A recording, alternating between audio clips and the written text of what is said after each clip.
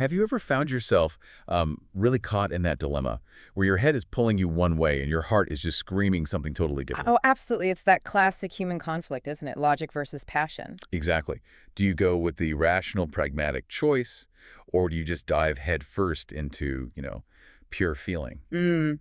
Well, today we're taking a deep dive into a novel that explores this beautifully Jane Austen's very first published work, Sense and Sensibility. And it's such a brilliant exploration through these two unforgettable sisters. It really is. And our plan today isn't just to retell the story. We're digging into the novel itself, looking at critical views, even some bits about Austen's own life. We really want to get to the core of it. Find those key nuggets. Yes. Understand why it still resonates, what insights it gives us about, well, balancing reason and emotion, dealing with societal pressures, even just how tricky communication can be. Okay, so let's jump right in with that core idea, sense versus sensibility. How does Austen introduce this right off the bat with Elinor and Marianne Dashwood? She sets them up almost immediately as these polar opposites. Eleanor, the older sister, she's the embodiment of sense. And sense back then meant more than just being intelligent. Right. It was about practical understanding, discretion, sound judgment. The OED definition then mentioned natural understanding and intelligence. But Austen really uses it to mean this ability to control your impulses, to see things clearly, which was crucial. Especially for a woman in her position. Right. She has to be the sensible one, doesn't she? Almost forced into it. Absolutely. She's described as having this ability to rule her emotions, to analyze situations rationally. She's pragmatic, keeps calm, but you know there's a lot going on underneath that calm exterior. She basically becomes the counselor for her mother, for Marianne. And critics point out this wasn't just Eleanor's personality, it was almost a survival tactic in that society, showing too much emotion, not always wise. Especially when dealing with things like money, finding a place to live, all that practical stuff she has to worry about while, nursing her own secret heartaches. Exactly. She carries a heavy burden. Okay, so Eleanor is sense. Then we have Marianne, who is all about sensibility. What did that term really capture in the 18th century? It sounds a bit different from how we might use it now. It really was different. Yeah. Sensibility had this deeper, almost romantic connotation. The OED definition Austen would have known talks about being easily and strongly affected by emotional influences. Oh, okay. And also this delicate sensitiveness of taste, being moved by art, by literature, by suffering.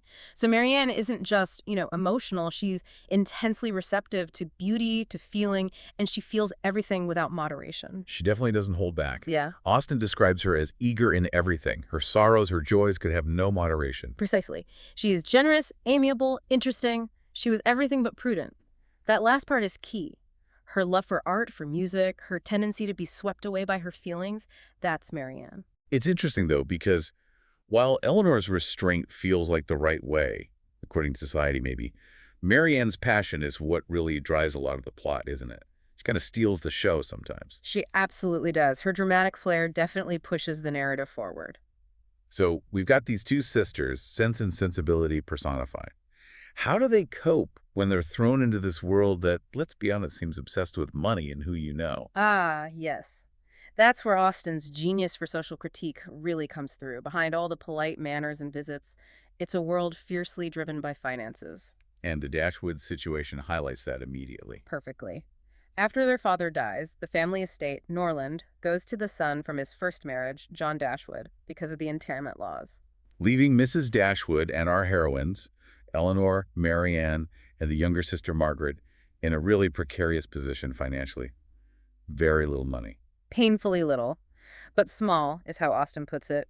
And John Dashwood, well, he promises his dying father he'll look after them. But that doesn't last long, does it? His wife, Fanny, gets involved. Oh, Fanny. She is a masterclass in manipulation.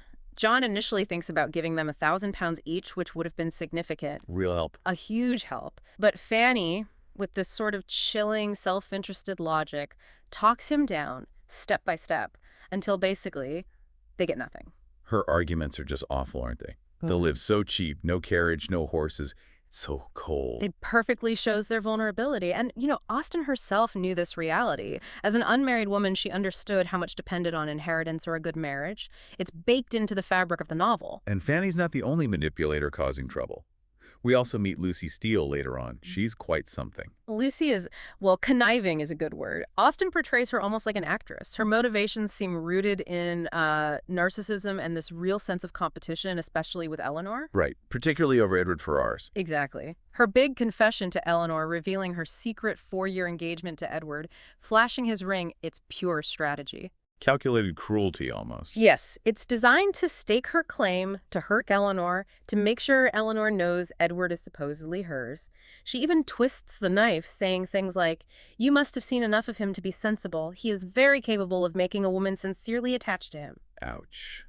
It really makes you think about communication in this world. Mm-hmm. Status and money are everything, and words become weapons. How do you even talk honestly? That's a major theme Austen explores with her typical wit. It's striking how often the characters who talk the most, like Mrs. Jennings, who means well but is gossipy, or Fanny or Lucy, are the ones presented as, well, boring or shallow or downright devious. While others, especially some of the men, say very little. Yes, men are often less verbal. John Dashwood, for instance, doesn't have much worthwhile to say, and Austen notes his wife has still less. It creates this paradox, doesn't it? Where the people with the least substance seem to dominate the conversation. Exactly, and those with deep feelings or important things to say, like Elinor, are often quiet or ignored. Marianne finds this incredibly frustrating, being so open herself. She really does. There's that great quote where she basically says, if she'd just been dull and deceitful and only talked about the weather, she wouldn't be criticized. I have erred against every commonplace notion of decorum. I have been open and sincere where I ought to have been reserved. It's her cry against a society that seems to value superficiality over authenticity, a real dilemma. So the Dashwoods are forced to leave their home, Norland. They move to this cottage in Devonshire, and later they spend time in London. How do these changes in setting affect their romantic lives, especially given their different natures? Let's start with Marianne. Okay. Marianne's story in Devonshire and London is really the embodiment of sensibility leading to, well, potential disaster. She falls head over heels for Willoughby. The dashing and theatrical Willoughby. Yes, he seems like her perfect match. They share this eagerness, love the same books, music, dancing. She's completely swept away. She even says, that is what I like. That is what a young man ought to be, his eagerness. Yeah. Should have no moderation. Total romantic idealization, which of course makes his sudden departure devastating for her. No explanation, just gone. Leaving her in an agony of impatience. And then that scene in London. Yeah. Oh, it's brutal. The ball scene, yes, where he completely ignores her, treats her like a stranger. It's terrifying, as Austen writes. It just shatters her. It's such a harsh lesson about how vulnerable that kind of unchecked idealism can make you, isn't it? Especially when someone is manipulative. Absolutely. Her pain shows how easily we can misread signals when we're projecting our own intense feelings. And later, of course, Willoughby confesses the truth to Elinor. The real reason he dropped her. Money. Pure and simple. He was desperate. He admits he was basically playing with her affections, trying to engage her regard without a thought of returning it, because he couldn't afford to marry her. And he marries Miss Grey instead for her £50,000. Exactly. And adding another layer of grimness, we find out this isn't new behavior. He'd already seduced and abandoned Eliza Williams, Colonel Brandon's young ward. Leaving her pregnant. So he has a pattern. A clear pattern of being expensive, dissipated, and worse than both. So Marianne's sensibility leads her straight into heartbreak. What about Elinor? Her sense must protect her a bit more, surely. Or does she just suffer differently? She suffers differently, absolutely.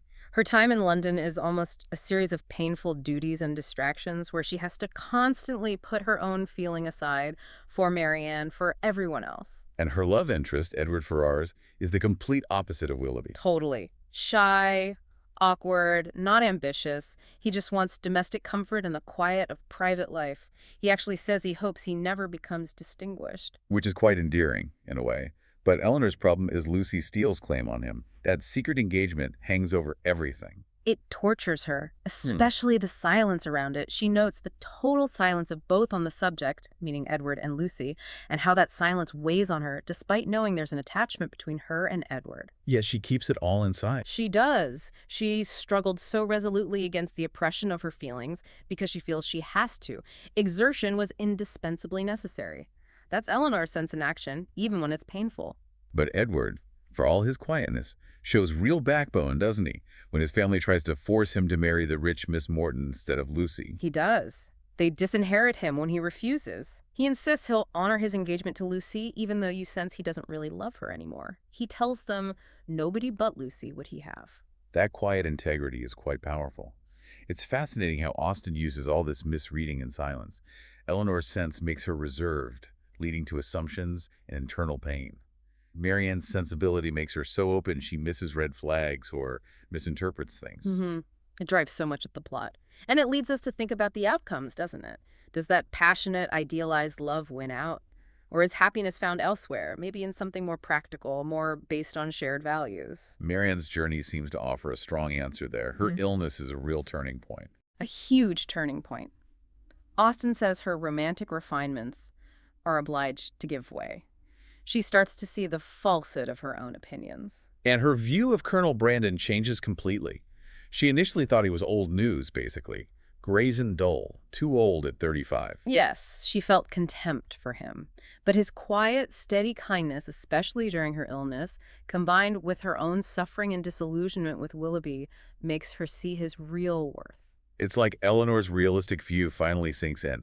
Remember she told Marianne that marrying Willoughby would mean being always poor, because he had no self-denial. Exactly. Reality hits Marianne, and her eventual marriage to Brandon is framed by Austen almost as a discovery. Right. She was born to discover the falsehood of her own opinions. She was born to overcome an affection formed at 17. And with no sentiment superior to strong esteem and lively friendship, voluntarily to give her hand to another.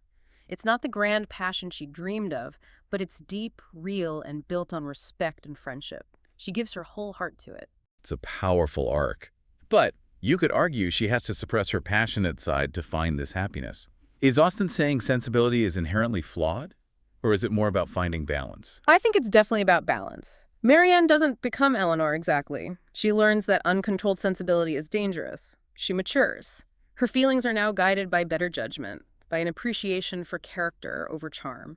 It's growth, not erasure. That makes sense. And Elinor and Edward, their path to happiness involves quite a surprising twist. A very satisfying twist. Lucy Steele, after all that scheming, ends up marrying Edward's brother, Robert Ferrars. The shallower, more fashionable brother, whose main characteristic seems to be laughing inappropriately. Yes. His immoderate laughter about Edward becoming a clergyman just highlights his own superficiality. So Lucy gets her wealthy marriage, just not with Edward, which frees Edward up. It does. And then Colonel Brandon steps in again with such generosity. He offers Edward the clergyman position, the rectory at Delaford, giving him financial independence. Allowing him to finally propose to Elinor. Exactly. Even Edward's formidable mother, Mrs. Ferrars, eventually comes around, albeit reluctantly. Probably realizing Edward and Elinor are a much safer bet than Robert and Lucy. And their happiness seems so solid, doesn't it? Yeah. Based on mutual affection, intimate knowledge of each other, and that resemblance in good principles and good sense. Yes, it feels earned and secure. Sense finds its reward, grounded in genuine connection. And Willoughby. What becomes of him? Does he suffer forever? And not quite inconsolable, Austen tells us. Yeah. He manages to enjoy life, horses, dogs, hunting. His rich wife isn't always out of humor. He finds a kind of domestic felicity. Okay. But there's always that lingering regret for Marianne and even envy towards Brandon. He got the money, but he knows he missed out on something more profound. So pulling it all together, Sense and Sensibility isn't just a love story. It's this sharp look at society, isn't it? Showing how easily charm and wealth can win out, while true character often have a quieter, maybe harder path, but finds its own kind of lasting contentment. Beautifully put. So there you have it, a deep dive into Sense and Sensibility. It really is so much more than meets the eye, exploring human nature, those societal pressures, and that constant negotiation between our hearts and our heads. Elinor's quiet strength and Marianne's journey show us that while passion sensibility brings life's highs and lows, sense provides that crucial foundation for navigating it all. And maybe you recognize parts of Elinor or Marianne in yourself or people you know. That question lingers. Do you lean more towards sense or sensibility? When do you let your heart lead, and when does your head need to take charge? Which leads us to a final thought to leave you with. In our world today with instant everything, online personas, very public displays of emotion, how do you think Jane Austen might view our modern sensibilities? Would you think it's still just as hard to figure out what's real, who's genuine, as it was in those 18th century drawing rooms?